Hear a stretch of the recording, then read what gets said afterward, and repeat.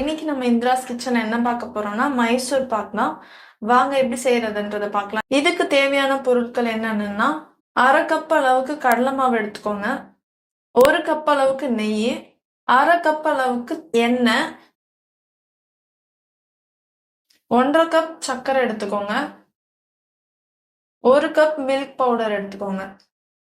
இப்போ நீங்க பேன் வச்சுட்டு அதுல நம்ம எண்ணெயும் நெய்யும் எடுத்து வச்சிருக்கோம். அது ரெண்டுத்தையும் இதுல மிக்ஸ் பண்ணி கொஞ்ச நேரம் இந்த நெய் கரையிற வரைக்கும் ஹீட் பண்ணிக்கோங்க. நல்லா இப்ப கரைஞ்சிருச்சு.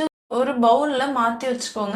இப்போ ஒரு பேன் எடுத்துக்கிட்டு அதுல நம்ம கடலை மாவை கொஞ்சமா ஃப்ரை பண்ணிக்கணும். இந்த மாதிரி ஒரு ஃப்ரை பண்ணிட்டு 2 மினிட்ஸ்ல ஆஃப் பண்ணி எடுத்து தனியா வச்சுக்கோங்க.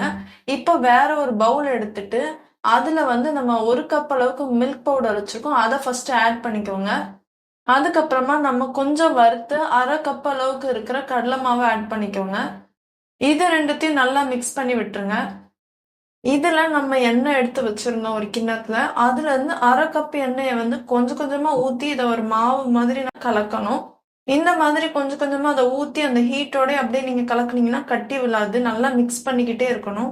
இந்த மாதிரி ஒரு பதத்துக்கு வரணும். ரொம்ப தண்ணியாவும் இருந்துடக்கூடாது, ரொம்ப கட்டியும் விழுந்துடாம பாத்துக்கோங்க.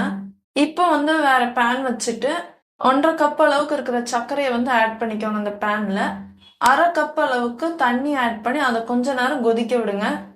இந்த சுகர் டிசால்வ் ஆயிடுச்சு வாட்டரோட அப்படின்னா நமக்கு அந்த ஒரு கம்பி பதம்ன்றது வர ஆரம்பிச்சிடும். கொஞ்ச நேரம் அதுக்கு அது கொதிக்கணும். இப்போ அந்த கம்பி பதம் வர ஆரம்பிச்சிருச்சு. இப்போ நம்ம என்ன பண்ணணும்னா நம்ம மாவை மிக்ஸ் பண்ணி பேஸ்ட் மாதிரி வச்சிருந்தோம். அதை இந்த சுகர் சிரப்ல ஆட் பண்ண போறோம். ஆட் பண்ணிட்டு நல்லா மிக்ஸ் பண்ணிக்கோங்க. நம்ம கிட்ட இன்னும் ஒரு ஹாஃப் பவுல் அளவுக்கு ஆயில் இருக்கு. இப்போ அதை நம்ம இந்த ஹீட்டோட மிக்ஸ் பண்ணும்போது நம்ம கொஞ்சம் கொஞ்சமா எண்ணெயும் ஊத்தி நல்லா மிக்ஸ் பண்ணிட்டு இருக்கோம். கரெக்டான பதத்துக்கு வந்துகிட்டு இருக்கு.